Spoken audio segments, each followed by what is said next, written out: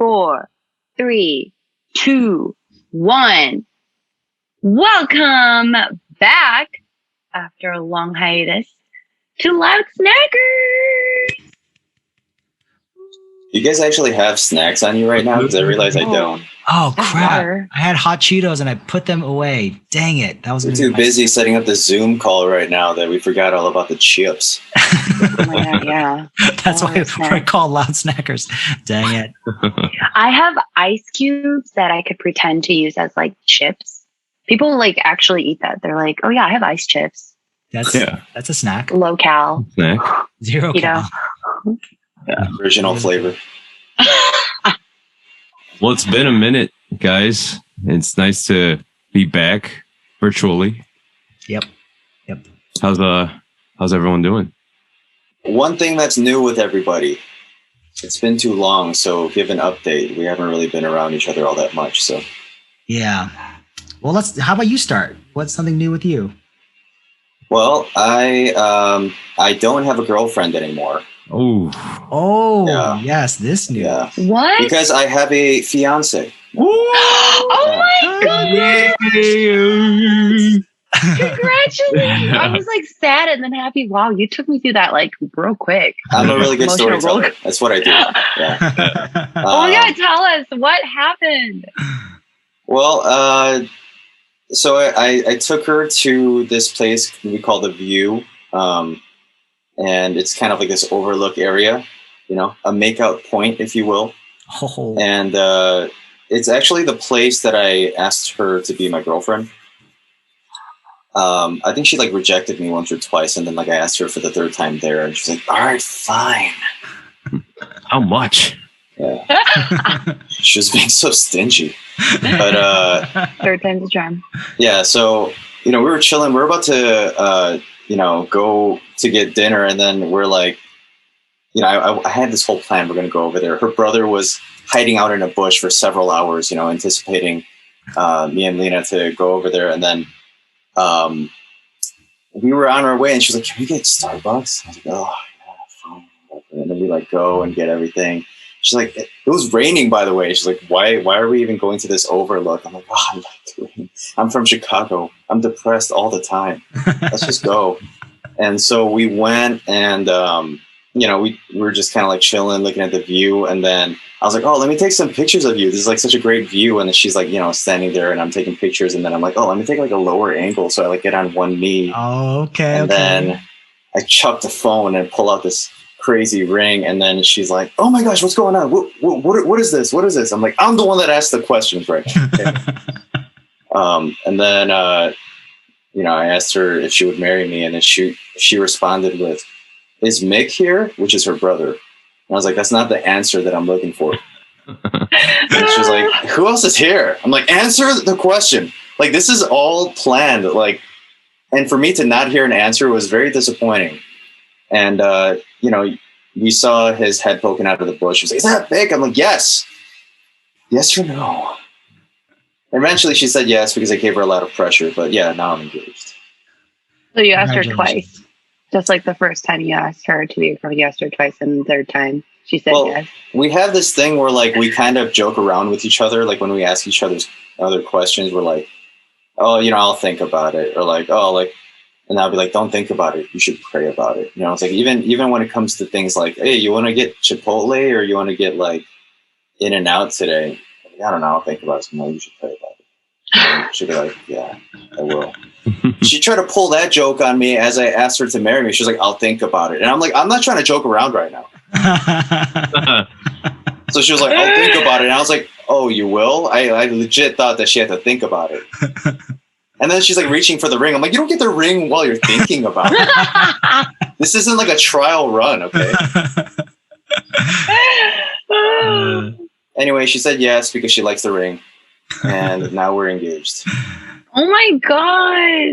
That's awesome. Okay, yeah, how nervous were you? How nervous were you?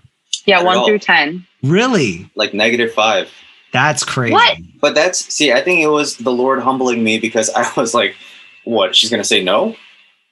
Like, what's going to happen? Like, what's literally the worst thing that can happen? She's going to be crazy happy and say yes 1,000 times. little did I know that she would say she would think about it. Okay, had I known that that would be an option, I would have been a little bit more nervous for sure. Maybe it's because you were like in private. Because like I did mine a little bit more public, and like I don't know. I knew she was gonna say yes, but I was still really nervous. I don't know what it was. Like my heart was that's the same with like my chest. Yeah, that's the same with everyone that I hear that proposes. Like, yeah, they're all like, "Oh, I'm so nervous." Or like, "Oh my gosh, I was so nervous." I'm like, "Why are you nervous?" I don't know. Like, cause like I like kind of like you. I knew she was gonna say yes. That wasn't like even a doubt in my mind. But then it was just like, I don't know. In your case, you were actually right. Yeah. I guess. But yeah, I was just I could feel my heart pounding. I was just like, I am so freaking like it was crazy. Like I had a hard time getting the words out of my mouth. I was so nervous. It was crazy. Yeah, I mean, it is like I'm not trying to make light of such a heavy situation. Like for sure, it is like one of the most important moments of your life. Like you're asking someone to make a lifetime commitment to you. And that's the same with Lena. Like in her like joking around at the moment, she was so shocked. Like she was super shocked. She's obviously very happy to be engaged, but like it was like she wasn't expecting it at all. Like we talked about getting engaged. Yeah, at some point, like we'll be married at some point. But then for it to happen literally, like a week later. And she also thought that I was going to go and get her parents' blessing because I said that I was going to do that. Like traditionally, I would go talk with her father and talk about all that stuff. And she's like, she thought I didn't even do that because, COVID times, whenever I go over there, she's there. It's not like she like leaves somewhere and I like secretly go meet up with her dad or something. But that is exactly what I did. On Valentine's Day, I told her that I would pick her up. But then like previous to that, I met her parents at this like covert golf course. And we talked things out and got the blessing. But she, in her mind, she was like, where in the world would you even get the time? Not to mention, literally a couple days after that, her grandma called her while she was hanging out with me. And her grandma was like, I heard you're engaged. This is like after I got the blessing, right? And then she was like, what? No. And then she was like, no, like I heard that Sam met with your parents and like now you're engaged. And then and then she was like, no, I don't think so. And then she was like, oh, really? I'm pretty sure she did. And then she got on the phone. And then she was like, when would you have met my parents? And I was like, seriously, when would I have met your parents? So you didn't deny it. Exactly. It's not really lying, right? So she was like, yeah, right. And then, so, all this is to say that Harmony had to take one for the team. And for the longest time, for like a month or so, people thought that she was going senile. And she was just willing to take that. Because like everyone was like, you have to just go along with it now. It would have been terrible if like the family just ended up pushing her towards like the hospital or something. It's like, all right, we gotta move into go real method acting. They really bought into that bit and they just like went all the way with it. Yeah, so the first thing I did after we got engaged and we went over to their place to celebrate with the family, I apologized to Grandma and thanked her for enduring the facade for so long. But then she shouldn't have said anything to begin with. So. Yeah. And, some people aren't made aware of the nuances of the situation, I guess. Dude, okay, She's so excited. I had that same exact thing happen, and it was our pastor. It was Pastor, I don't know if I want to say his name, but you know who he is. Yeah. He literally said it to the congregation, and luckily we weren't at the service that week. And I was like, because I hadn't proposed yet. But he told the entire congregation that I was going to do it. And I was like, that is so Michael Scott. I was just like, when I heard that, I was like, thank God I wasn't there. But what in the world was he thinking? I was like, that's crazy. That's crazy. What did he say? Was he like, you guys, Brandon is going to propose? Oh yeah, is he here? Like, what did he do? I think it was like more of like, someone in our congregation is about to, like, it was like something like that. Somebody has a big secret. Yeah, I think it was along the lines of like someone in our congregation is about to propose, but then there was only like, I was like the only one that was dating someone at the time or something like that. So it was just like a very obvious thing to say. And it was just like, oh my gosh, I can't believe that. That would have been awesome if you were there. Like I would have gotten beat red and I would have been like kind of mad and kind of like, I'd be like, and like kind of shocked. And I'd be like, okay, like I wouldn't know I would be so speechless. Yeah, I wouldn't. You would have to double down and just straight up propose right on the spot, like during service. Oh, Yeah, think real fast. Yeah, I just have to like take a key ring and be like, here, this is a placeholder. placeholder. So yeah, that's the news for me. Congratulations! Yeah, congratulations. That's big news, and we all, we all are super happy for you. And is it okay if we mention who it is? I think we already did, right? Yeah. It's Lena. I don't know if you guys have met her, but yeah. For those viewing out there, it's a girl named Lena. Oh my gosh! I met her once. She's really cool. Mm-hmm. Yeah. That's about it, though. Lee.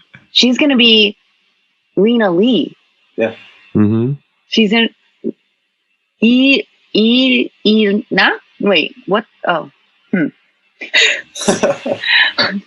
I don't know if Lena was like Korean name too, right? Probably not. No, she's like third generation Korean American. Oh. Yeah. Oh my gosh. Yep. Very exciting. And Eunice, do you remember the time when I asked Jen's parents for her hand in marriage?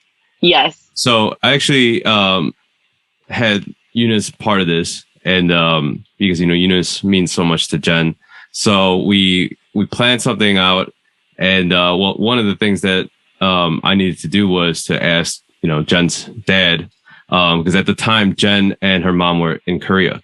So I asked Eunice. I said, "Hey, can you go over to Jen's parents' home, with me?"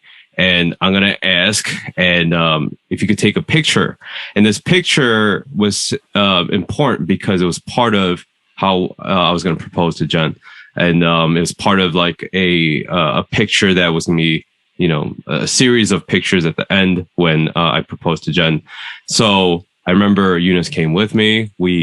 I got like Jen's dad's favorite cheesecake, ready in hand. So, and I remember we did all that and got over there. I remember I was nervous, but you're right. I wasn't as nervous as the proposal, because there's always that saying like, when you're about to propose, no matter how confident you are about the answer, it's always it's just you're a wreck. You're just like you're shaking, and people say that they're a nervous wreck. So I remember I'm like, no, I don't think that's gonna happen to me. There's no way, like at the time we dated for over 5 years, and things like that. So and I remember for the proposal, both of you guys were there, Sam and Eunice, right? And Peniel was there too.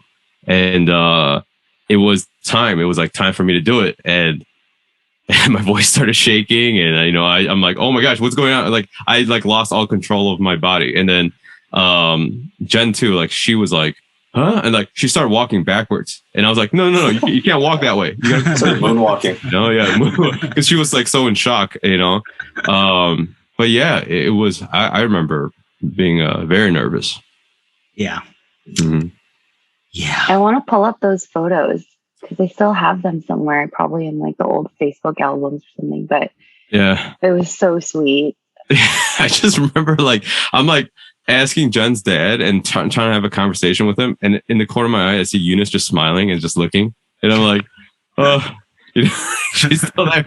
Thanks, like don't go anywhere, Yeah, because I was taking photos of that moment too. Yep, that was just part of the proposal. I'm gonna look for it. Yeah.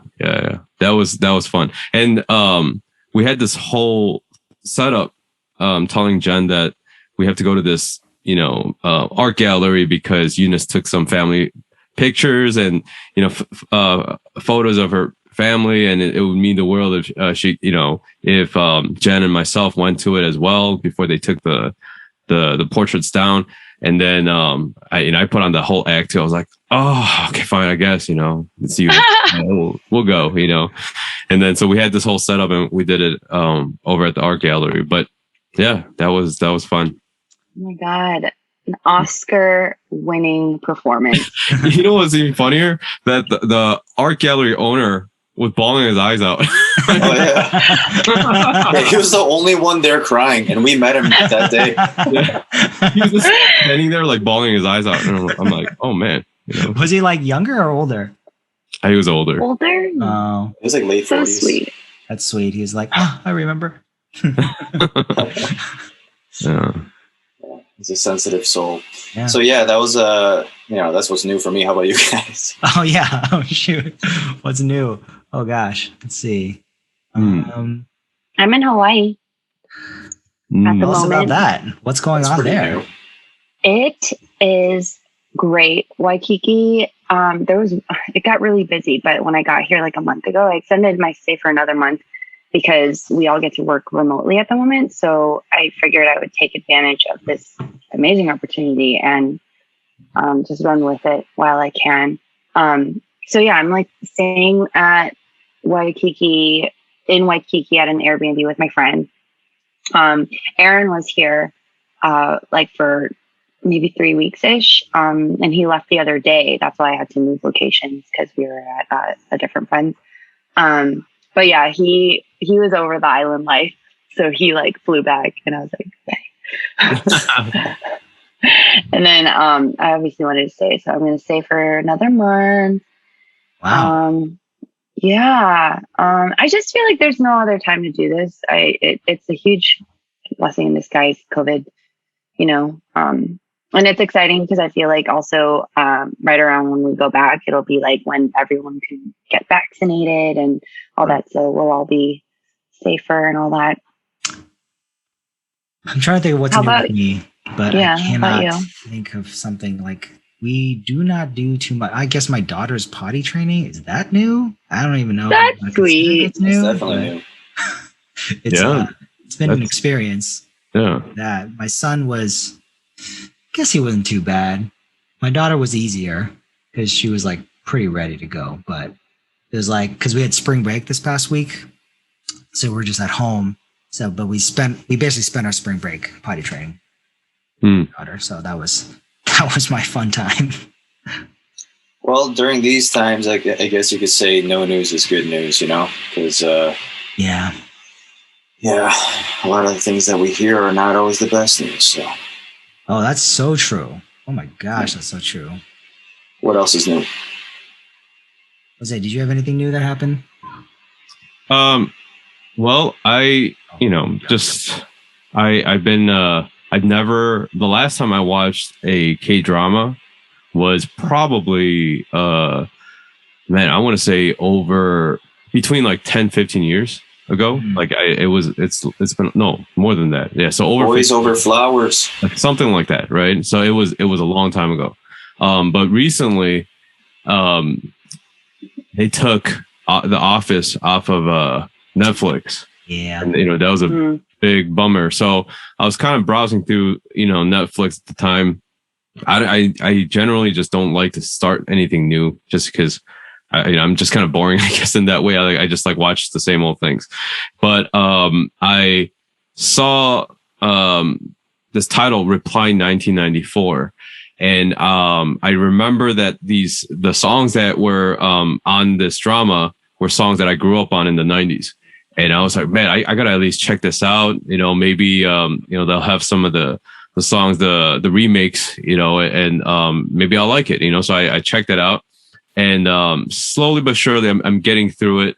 Like I'm not like a pro by any means when it comes to going through K dramas because I take forever. People kind of sit through it and they can finish it within like a week or maybe even less. I've been slowly like I'll watch like 15 minutes and catch another 15 like the next day or something like that. So it's not it's very slow because these episodes are not short. But I've been getting through it and it's really good. I like it, and so I know this is my fault because I shouldn't have done this, but I kind of mentioned something from the drama in front of Jen, who's already seen it like before, right? And she reacted to it, and that reaction kind of gave away the next part. And I was like, wait, what? Like, you know, and I was so pumped, but I'm like, that's my fault. Like, I should not talk about it, you know, because, you know, this is such an old drama from the first place. So, any case, I'm trying to get through it, I'm trying to pretend I didn't hear it, you know, and hopefully, yeah, the remaining series or episodes will be entertaining. But yeah, besides, you know, outside of that, you know, just a lot of things that are happening at work, and planning on getting vaccinated, I think next week. So we'll see, you know, we'll see if I cry.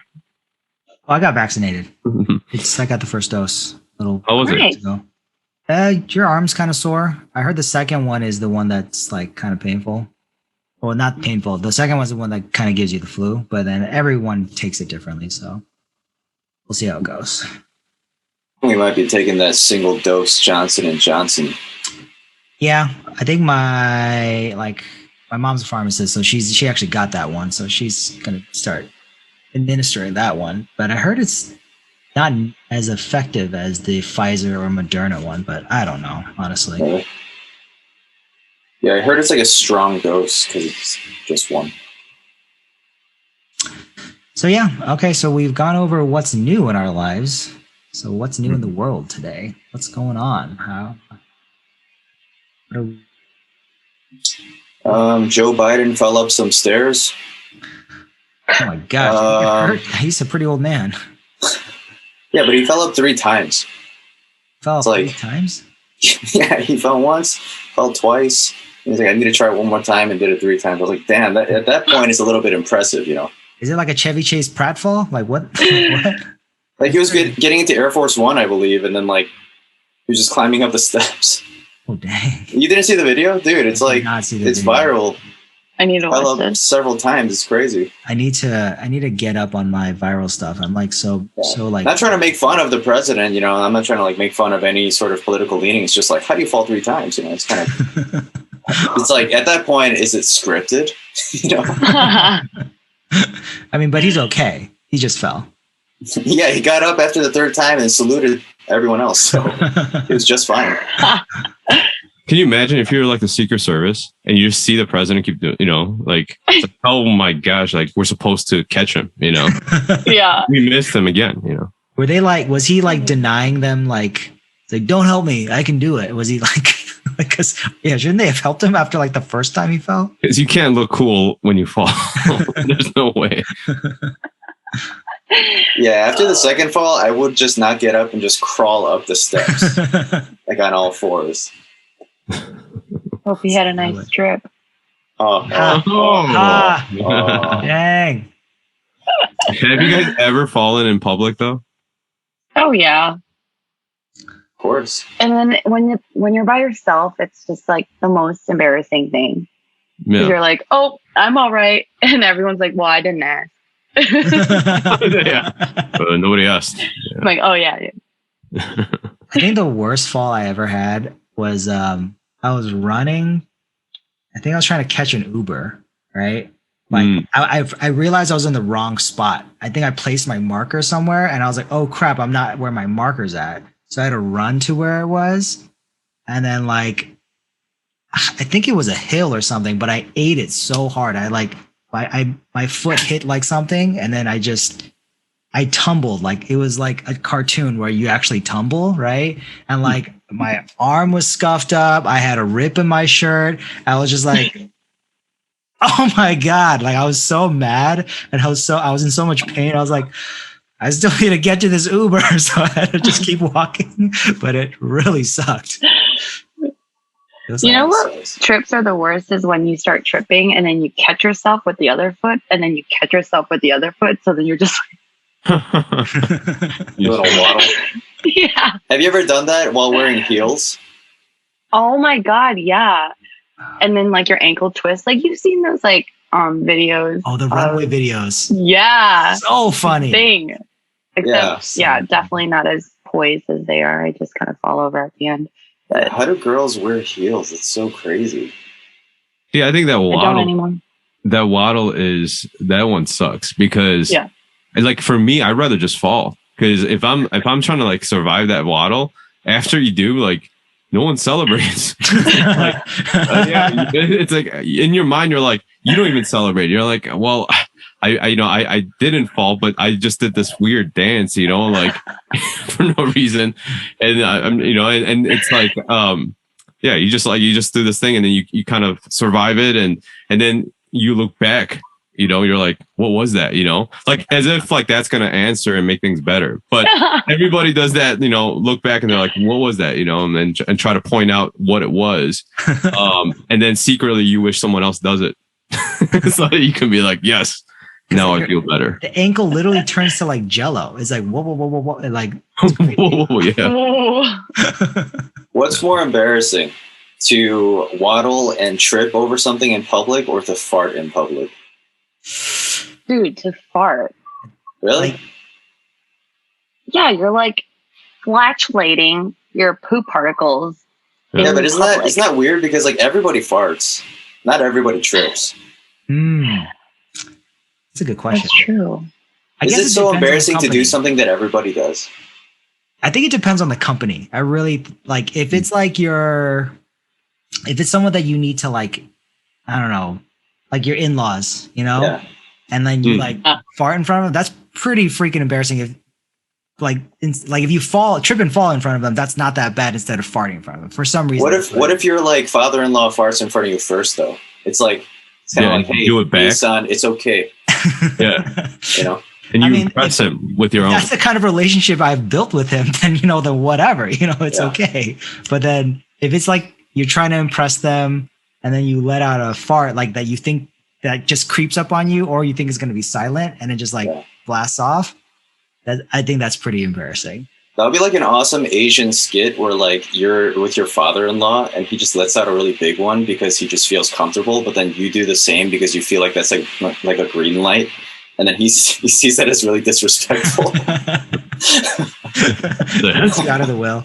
Right then. Oh, let's try it. You're gonna be married soon, man. You should definitely try it. Best time to do it. Yeah. For sure. But I actually didn't find out that girls farted until like later in my elementary school, because I was sitting in the bus and I see these two girls talking, right? And it was the most interesting conversation because one girl looks over to the other and said, "Hey, did you ever do that one thing? That one thing?" And then the other girl was like, "I mean, I don't know. What do you mean?" And she was like, I mean, I don't do it, but like fart. and then the other girl was like, "Oh my gosh, like once, I think I did like one time." And then she was like, "Really? Like maybe I think what? You're right. I think I did it one time." And I was sitting back there and I was like, wow, like girls don't do this. Like that's amazing. Guys are disgusting. Why do we do it all the time? But ever since then, I was just thinking in my head, I'm like, man, like, this, girls have this special power where they harness it, just, just keep it together, You were fed lies. Yeah, man. I have a daughter. You are still fed lies. I'm sorry. Those girls are liars. I don't think we ever do fart. So you're a liar. I have a daughter. She farts all the time. I hope she looks back at this episode and be like, "Daddy, no, you ruined it." Oh God. It's hilarious because she just doesn't care because she's still 2. She's just like, Does she think it's funny? Like, is it the age? Not yet. Or like, my son thinks it's funny. He's 4. Thinks it's hilarious. So he laugh when she does it. You shouldn't care, because today is the messed up thing. Today is that everything is fake. Like I saw this, like some commercial on, like I think it was like just Instagram or on Yahoo, those advertisement things, and it was this like spandex type thing where you just like lift over your belly so that it just like flattens it. Spanx. The Spanx, but it was just, it's incredible, this thing, because like there's these guys with like massive bellies, right? And he just like puts it over, it's like, boom, it's flat, right?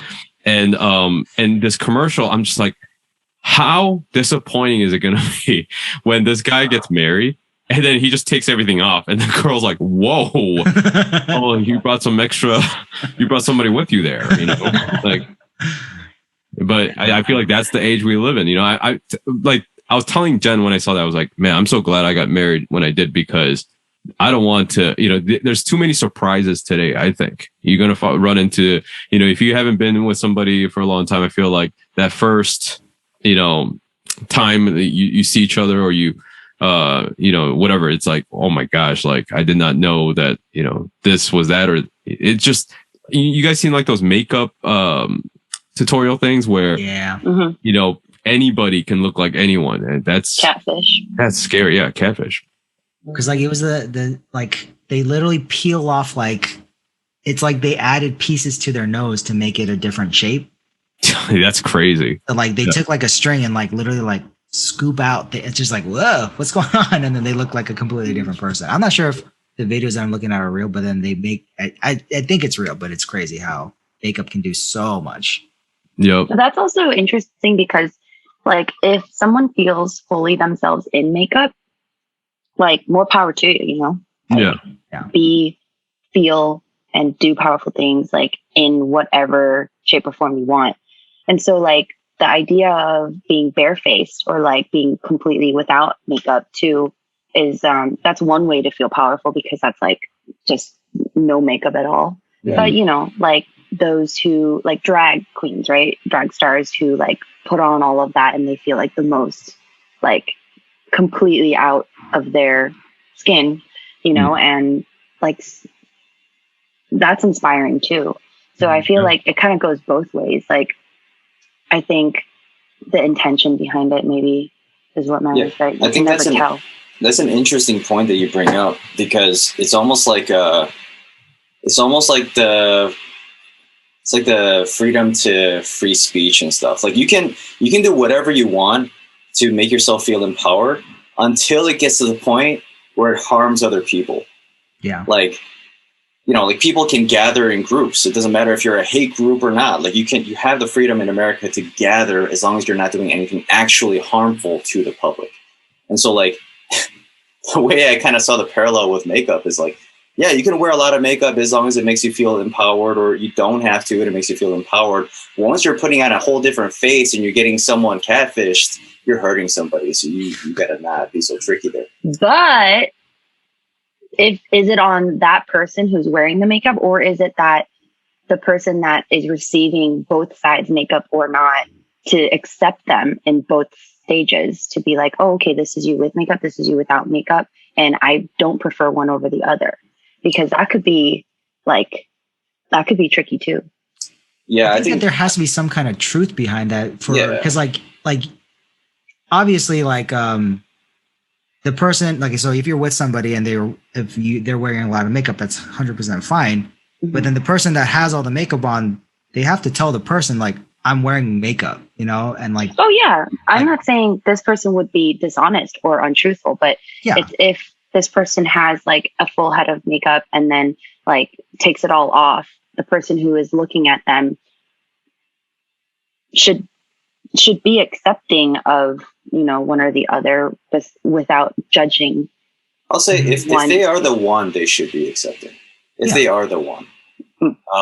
If they're not the one, they shouldn't have to accept. I mean, they're entitled to whatever they like. But I'm actually talking about the people that are like, you see those videos of like people without the makeup, and then they put on makeup and totally become a different person, like a celebrity lookalike. Like they're trying to be that person, and they're trying to show how impressive it is that just through makeup they can put on this different type of face. Like I'm saying that type of trickiness. Like I think most people are fully aware that makeup does change your face a little bit to enhance the features that you already have. But that, I think that's totally okay. But if you're out there catfishing people with a totally different cake on your face, it's deceptive, I would say. Yeah. Catfishing is, I think, deceiving, because you are not even showing your true self. Like people like just Google images, they're like pretty person, and then they use that image like as if they're not going to get caught doing that. Like if you're gonna lie, like do a good lie or something, and try not to get caught. But don't leave the Google watermark in the bottom corner of that picture. You know. Wait, so what's Shutterstock? Like, is the point of catfishing to like just to do it, or are you trying to get something out of the other person? Like, if I'm the person catfishing somebody else, why would I do this? Because I think you want that connection, and quite frankly, the only way you're getting that connection is because that other person is attracted to what they're looking at. And catfishing is like, if you don't give them the opportunity to ever see them in person. Like, if I'm catfishing, like if I'm catfishing, I will make sure that every image or dimension that you see of me is not like me. It'll be a photo of someone, or it'll be me in 3 pounds of makeup, or it'll be like me wearing something completely different. And if you ever say something like, oh, like, I'd love to see you, I want to see you, I'd be like, oh, I can't. And then like show you a picture of me being in like Australia, being like, I'm too far away. And it would be like this blonde woman, like, on the Are you actually in Hawaii just like right that? Now? It's just like I am. that. Sounds like LA, but I can't. It's just like that, right? It has to be. Yeah, like I can't. I get the idea of why people do that, even though it's like, it's kind of sad, you know, why would you catfish? But it is unfortunate that society sees the looks first. You know, it's like that's like a tendency, and people are trying to adapt to that. Like, you know, even like dating apps and stuff, you know, how can you show your personality through a dating app? You have to kind of get them with your looks first. So, you know, it's really unfortunate. I wish there was a way that people can just kind of get a first impression through like each other's character, you know, but that's kind of like a mystery that no one's ever solved. But yeah, it is unfortunate. I mean, that's the thing that we kind of mentioned this before. Like Joe and I, like, we didn't come up on the dating app world, so we were kind of forced to, like, you know, actually meet people in person to actually try to date and stuff like that. So it's just a different world that we live in now. It's just so completely different, and like so shallow. I guess. I mean, but then it's the new norm. Like, it's like, I think people like try to talk about it like, oh no, we need to try to go back, or it's like, I've heard that term before, but it's like, you can't go back. Like, once you've hit something, like, there's no going back. You have to try to adapt to like, this is the new norm, you know, this is it. Right. And like, it can evolve to something that's less than this, but it's never going to go back to the way it was. Yeah. I'm reading this book called, I'm not reading this book anymore, but it's a really interesting book that I completely forgot the title about, but it's about, it's called the Bible. Yes. The word. But how could you forget? It's about addictive technology, and basically, like, one of the chapters, it talks about how evolved our digital world has become, and it's come to a point where, like, there's a point of no return. So, like, emails, the amount of seconds it takes for someone, like, on average, to check their emails, it's 6 seconds. Like, across a study of people, it's like, you can't even not look at it for 2 minutes or a minute. It's 6 seconds, which is insane. And that's just like one of the ways that we're so ingrained into this, like, practice and this, like, the routine and the notion of just having something digital in front of our faces, you know? And what's wild, and kind of tying it back to, like, dating and stuff, like, I don't think we'll ever be able to go back to traditional dating unless you make an effort to make things like organic. Like, you have to make an effort to go out and meet people. And even then, people are like a little skeptical about it. They're like, oh, why are you at my doorstep? Or like, why do you want to meet outside in person? Like, why can't we have this conversation online? It's easier. Like, things are more like attainable online and stuff, which is kind of sad because people, you know, living in these days of COVID, like, they can't achieve that, you know? Yeah. So, yeah, it is a crazy time. And like, cause like, I work in education, and like, it's going to be different forever. Like, this past year was insane. Like, distance learning happened immediately. The second that COVID hit and everything shut down, all the districts had to switch over to distance learning, which was insane, right? It was very, very. Wait, what is distance learning? No classrooms open. Everyone has to go home. Every kid gets a Chromebook or some kind of device, and they all have to Zoom in teaching. So like learn from home. Yeah. So it's called distance learning, right? Or virtual learning. So that's basically how every single K-12 student is doing it. Even college students are doing it like that too, or a lot of them. Nowadays, a lot of kids are doing hybrid models where it's like some are in person and some are online. But the thing is, moving forward, I think every district has to have some kind of hybrid model. So kids don't have to come to school anymore. I think that moving forward, that's how every district's going to have it, where you don't have to come to school. There is a technology version of like school from home, which is so they're going to be even more socially inept than they already are. That's another thing I was like exactly worried about. I was like, there's a lot of issues with social, like, maturity right now with students, and like it's going to become even worse because of those students that opt to not go. They're never going to see people. It's just going to be, they're going to be home all day. In the same book, they do actually mention a study about kids who went to summer camp and kids who didn't. And the kids who went to summer camp without phones and distractions of like the screen, they're more socially able to, like, they have a higher EQ. They have like social cues and stuff that they learn quicker than the ones that didn't go to summer camp. So yeah, we should be scared because it's happening right now. Yeah. Because like right now, like you don't have a choice. You have to use a device to actually do things. So that's crazy. Wow. Yeah. What a world we live in. But yeah. And here we are on Zoom when we could have easily got. Well, you're in Hawaii, so we had no choice. I mean, y'all can come over, I wish. I got wife and kids here, so no, I can't really do that. I saw this thing.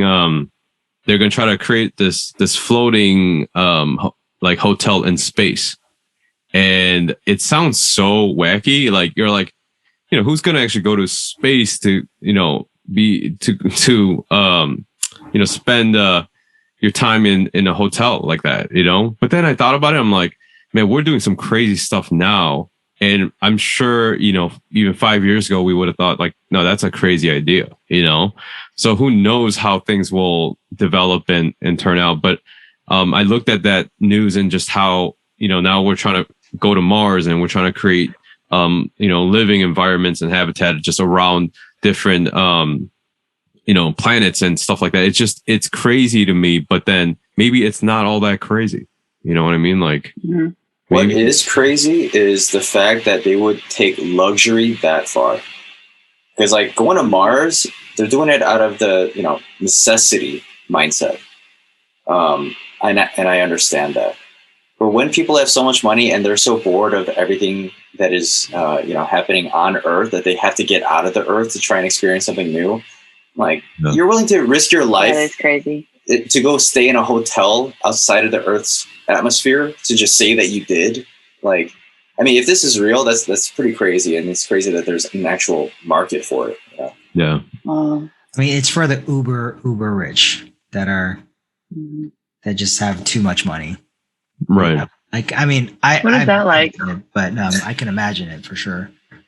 I mean, Elon Musk is like, I mean, kind of like what you were saying, Sam, like his plan is to like die as an old man on Mars. Like he wants to live out his life on Mars, right? Yeah. He wants to get there and then be in the colony and just live out the rest of his life there, which is, I mean, he has very, very high hopes that it's going to happen within the next like 10 years or something like that. So if it doesn't happen like physically for him, it's probably going to happen in augmented reality and something so deep that, because AR, it exists, VR exists, and it's developing so fast, and like, that's also scary because that's also when it turns to entertainment. Like you see VR arcades or like the VR glasses people use to play games and stuff. And like, eventually it's going to get to a point where people depend on VR and AR to like navigate through their daily life. And someone like Elon Musk, I won't be surprised if he already has some of these tools at his home or like at his dispense to go to Mars right now through the lens that he just built, and then stay there. Yeah. I mean, the amount of information that these people have that, you know, obviously we don't have access to. Like, I just wonder to what extent or what level that is, because if you think about it, like, you know, you have, if you're so deep into technology, there's got to be some like really confidential information that just people in general just cannot know about, right? Because that will just cause all sorts of new problems and issues. So, you know, I've heard people say, like, you know, supposedly we actually do have the technology or, you know, the formula for speed of light. And I'm like, speed of light? That's insane. Like, there's no way we actually can, you know, because speed of light, that's enormous power. Like, if you have speed of light, I mean, you know, you can really travel anywhere, you know, Time travel. Exactly. So but then I thought about it. I'm like, maybe there is, you know, who knows? I mean, that really, you know, it doesn't really faze me if it does exist or not. The fact that for me, it's just more interesting that there are information or knowledge out there that people are not willing to share. And someone like Elon Musk absolutely has some information, you know, I mean, if you're studying Mars and trying to create, you know, habitat and living out there, you have to have some information out there that we don't, you know. And I wonder if that does include extraterrestrial and all that, you know. Who knows? Yeah, maybe. You know, I know that he's working on something called, I think it's called Brain Link or something. Yeah, that's Neuralink. Crazy. Neuralink. Oh God, Yeah. that's so scary. It's pretty amazing, though. I mean, the initial purpose of it is to try and, you know, heal people that have blindness and, you know, paraplegics and stuff like that by stimulating certain aspects of the brain that's shut down to cause those ailments. Yeah. But, you know, there's also no limit to how far they can take it as well. So it's kind of like, oh man, it's going to start out as something great and then turn into something that's like infiltrating everyone's minds. Yeah, because like, I mean, I haven't looked into it at all, but I imagine it's like you're basically just jacking in your brain into technology. So if you can access like, I don't know, online things, that would be insane. You know, just like jacking. And there's supposed to be like instant transfer of information from whatever you're looking and then just straight to your brain instead of, there's no device. Yeah, like last time he was on Joe Rogan's podcast, he was saying how like in the future people are just going to communicate not with words, but like through just. Yeah, Joe Rogan like joked about it. He's like, "Oh, so you're telling me like we won't even have to speak?" And then he's like, "Yeah, we won't have to talk." You know, it's crazy.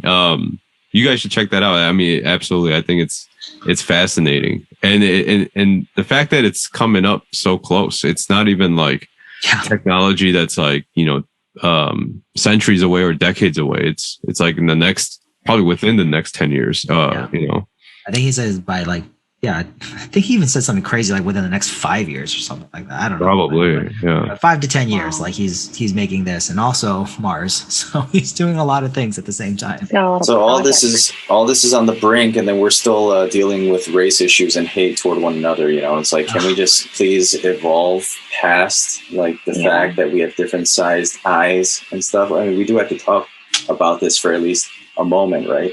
Yeah, yeah. That was so. Yeah, go ahead, Sam. Yeah, so there's a lot of hate against Asians lately, and you know, whether that's new hate or just, you know, secret hate that's been boiling up into the public, who knows? But you know, I just want to get some of your guys' thoughts on that, because it's, I mean, I have my own opinions about it, but I'd like to hear what you guys think about it. I also have a follow-up question to that, because a lot of the information that I'm getting is via social media. And I don't know about you guys, but we did just mention digital age and how we receive information. So for me personally, I see a lot of the bad stuff like on Instagram, and the con of that aspect is it's an echo chamber. So whatever my friends see, I'm seeing, and whatever my friends see, their friends are seeing. And like, it could just be one aspect of it, right? And so I'm wondering, like, as these posts get shared or reposted, or as these videos just become more into the light? Like, is it a monkey see, monkey do sort of thing where people are seeing these attacks happening and they're seeing these assholes getting away with it? And the people who are watching the video, the bad people, are like, oh, like they're getting away with it. So then people start doing it more. I wonder if it's like a pattern, like a domino, where if the bad people see or are exposed to these hate crimes, are they continuing or are they doing more of it because they're seeing it happen? So what I'm saying with that could be definitely be part of it. I think the trend right now that is happening is that I hate to say this, but it kind of starts with the people at the top. So like if we talk about Donald Trump, right? Like the way that he spoke about it when it first started was maybe not, it was racist, but it wasn't to the level of like, say, some of the racist speak that, you know, we see on Twitter or whatever. But then like calling it like the Chinese flu or the Kung flu or whatever, all that kind of stuff. And like kind of putting China down for everything that happened with COVID and everything was, it was basically a license to kind of be toxic, right? And the issue that happens is that toxic speak becomes toxic actions, right? So like if you hear it enough, like if your thoughts are positive, that usually manifests as positive actions, right? And the same goes for negative thoughts. If your thoughts are negative or toxic, they may manifest as negative actions or negative or toxic actions. So that's basically the trend of how things go. So like basically what I'm trying to remember the study or the research is basically once that started happening, there was just a huge spike in the attacks on Asians or AAPI. So like that's basically how it got started. And but I do think that it, like once it started happening, then it could contribute to what you're talking about. Like the more it happened, like it's like, oh yeah, they are the ones that, you know, brought COVID here or whatever, and like F these guys or something. So that's like kind of with the research that I've done. I haven't done like too much research on it, but like that's what I've seen on how this whole mindset can kind of grow without like everyone talking about it at the same time. It's not like all the other races like just decided to become hateful towards Asian at once. It's just like a mindset that grows the more that you kind of encourage, or like you don't stop this kind of speaking, like it just kind of grows and grows and it translates from words, from thoughts into actions. Mm-hmm. Yeah. I notice race more. And I don't know if that's a good or bad thing, because I'm a female Asian, and based on, you know, the recent shooting, I am on such high alert, you know, wherever I go. And that's also just because by default, all these Asian hate crimes are happening. But like, sorry for the noise, there's water running. But like when I'm walking down the street and there's someone walking towards me, whether it's a female or a male, more particularly male, because these attacks that I see they happen to be male, but like I notice their race and I notice like if they look dangerous. So I wonder if it just brought more light into like how I'm observing people now, you know? Yeah, I mean, I personally kind of always noticed race. I don't think it was something that, you know, was like something I was blind to per se. I think everyone can know, you know, if someone's a different race or not. It's just that our reaction to it is a little bit different now. Mm-hmm. You know, and whether that's a good thing or bad thing, I don't think it's anything. It's really just a realistic reaction to how things are going. And things are going a little bit negatively right now. And so you noticing or you kind of prioritizing what race are they is really for the sake of, you know, seeing if you're safe or not. Is that racist for you to try and see that? No, it's just a reactionary thing. And people that are not Asian tend to be more violent against Asians. Is that surprising? Is that a controversial thing to say? No, it's not, you know. And so I think that's okay to notice that. Noticing a different race is okay, but you know, hating somebody because they're a different race is a different story. You know, it's like it's definitely some sort of like psychological issue there that's going on. And people that are hateful buy into this narrative that what they do not understand is beneath them. That's really what it is. Like when you cannot understand someone's language and you don't know how eloquent they actually are in that language, you don't know how rich their culture is. Their culture is very strange to them and it's different. So it just means that it's beneath them. These people are uncivilized because they don't do the things that I do, and they don't see things the way that I see. And so that type of mindset is what kind of brings people to hate others. People being different and people automatically seeing that as negative is almost like built into our DNA. People that are not a part of our tribe, then they're dangerous. They should not be among us. They might take over. We need to stay away from them. I get that. But we live in the 21st century. Like, we live in not only the 21st century, we live in the one country where it's built on all the cultures, not clashing, but combining together and just like living harmoniously with one another. That's what it's supposed to be anyway. Mm-hmm. But somehow, that way. Yeah. And it's sad when, it's like even when Trump, I personally, I don't like hate Trump or I don't like love Trump. He's just like a dude that does whatever he can to get a bunch of votes. Like, is he a super racist? I don't really know that, but I know that he knows how to get the racist vote. And so like, him equating his ideals with the American flag is bothersome to me. Mm. Like the American flag is like no longer a representation of like people of all different colors and cultures that come here to live in America, but it really should be a flag that represents all of us. Yeah. And so people, I wish people don't see it that way. And then one other thing is, I'm personally a little bit bothered by how the Stop Asian Hate movement, or even before that, the BLM movement has a sort of like dogmatic type of way about things. Like they kind of go, if you're not for us, then you're against us. And by not for us, meaning if you are silent, that also means you're against us. Silence is violence. It's like, you're basically hating others too. And I'm not talking about the entire Stop Asian Hate movement or the whole BLM movement, but people with this type of attitude.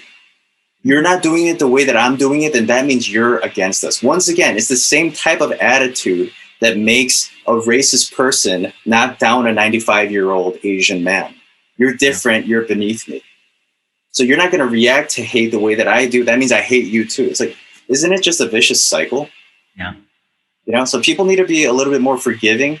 People need to be a little bit more gracious about things, because it's really that grace and that gentleness that is going to heal the world in some sense. It's like this violence that's taking over. Are you going to fight that back with more violence coming from the same type of heart? Mm-hmm. So yeah, I think that is a real poison in our society right now. Yeah, it's unhealthy when you feel guilty for not doing as much as your neighbor or as much as your connection on Instagram. Am I posting enough? Have I posted? Am I donating enough? Did I go to a rally or did I attend I completely forgot the name. Did I attend a march? And those are all really important. I think, I think they're really, really, they are impactful, but like, is it for everybody? It's not. And there are separate ways. I mean, like, God created us so differently with different skill sets, with different levels of how we can, give back to the world. And I think we have those opportunities. It's just not posted on Instagram, and that's okay. And people shouldn't be scared that they're not posting something. Yeah. Like I got an email from Postmates. We stand with Asian Americans. I just want you to deliver my panda. I don't need you to tell me that you stand with them. But they do it because that will get them more business. I go on some website. It's like, buy from AAPI businesses. Like they're like promoting those businesses. And it's like, it's not really about that. When it comes to business, it's meritocracy. Whoever does it better, whoever has a better product, they should be successful. Yeah. What's the most racist thing that's ever happened to you? Oh my God, so many things. Not like microaggressions too, but other racial things. Well, whenever that comes up, I just remember this one memory. I grew up in a town where it was mostly, white white people, and I played volleyball in high school, and we had this like volleyball picture day. So we're all getting together, and I remember Kevin Saunders, this guy, he goes, he just yells across from the other side. He goes, "Hey, Joe, open your eyes." He's like, you gotta keep your eyes open, something like that. And everyone, laughed, right? And I remember thinking at that moment, like, no one's here to save me. No one's here to defend me. No one's here to be the voice for me. And what am I going to say to that? And I felt like I was trapped. I felt, lost because I didn't belong here. And I think ultimately that's what it comes down to. When someone tells you you don't belong here, where do you belong? And if I ask them that same question, who belongs there? And if they say, well, the ones that don't look like you, then my answer is the ones that don't look like me also hurt you, because the people that look like me, guess what? They also hurt me. It's not that so much of what you look like or what I look like, but it's more about us having a conversation and getting to know each other. So to your point, I do believe that, it's much more than just saying I stand with you, because you don't know me. What do you stand? You're standing for me. No, you don't know me. But if you actually take the time to understand, what that feels like to sit there in high school and have someone tell you open your eyes when we're taking a picture, that is something that we can relate. So what I mean by that is if someone was to say, right, hey, Joe, you do belong here, that would actually mean something to me, because then I feel like they're open to hearing what I did go through or what I am going through right now. But I think to just say and have everything encompassed under the saying like, let's stand, together. Well, I think it's easy. It's such a cheap thing to say. Because we look at the whole, everything that was happening with BLM, everybody was, posting something. Look at who's posting now. Nobody's posting. It's such a, like, let's do it because my friends are doing it. Let's do it because it's trending. That's what all it is, and when you do it, do you change anything? I don't think so. I don't think Kevin Saunders is looking at the hate Asian post and thinking back to that moment going like, I shouldn't have said that.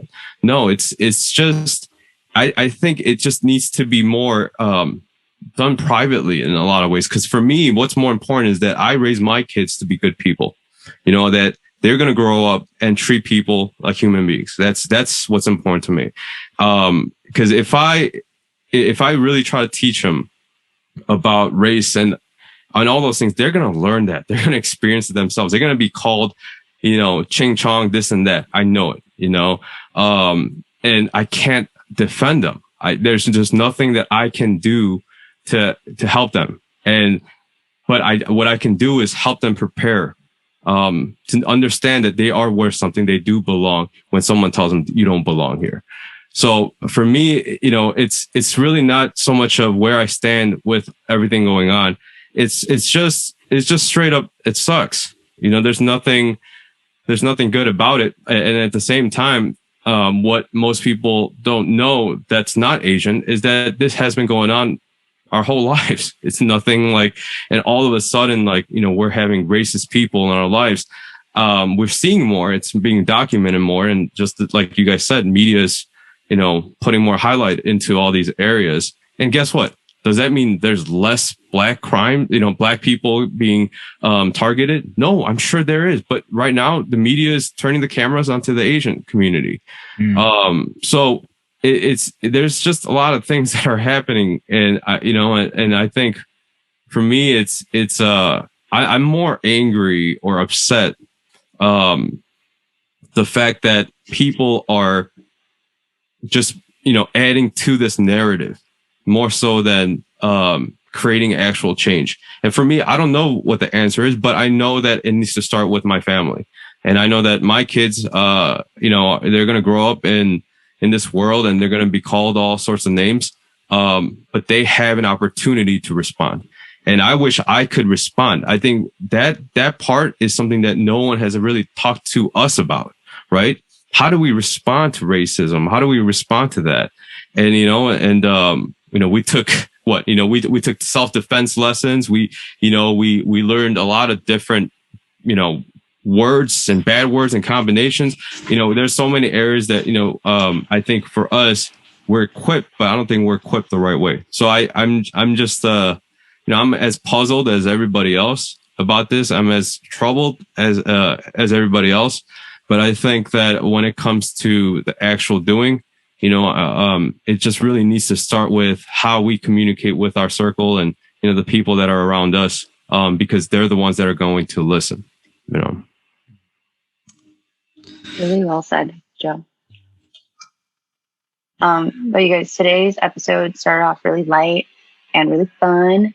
Got to catch up, and then we ended up on a very powerful, supportive note. I think it was good. I think it was very useful information. Thanks you all for sharing. Yeah, it was good to get on this podcast again with y'all. Yeah, it's getting cut short because Eunice has to go surfing in Hawaii right now, so and go eat spam. But actually, what time is it over there?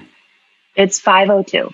Oh yeah, 5:02 surfing. Okay, yeah, go do that. That sounds good. No, I'm not gonna go. I just have dinner plans. But yeah, so we'll be doing this again soon. Indeed. All right. I don't know if it's gonna be through Zoom or in person. Well, Eunice will probably be in Zoom. Yeah, maybe a combination of both. Yeah. All right, good seeing everybody, and thanks for tuning in to Loud Snackers. I'll see you guys next time. Please send questions in, and we may or may not ignore you. Yeah, Loud Snackers. Thank you guys. Peace out, everybody. Bye-bye. All right.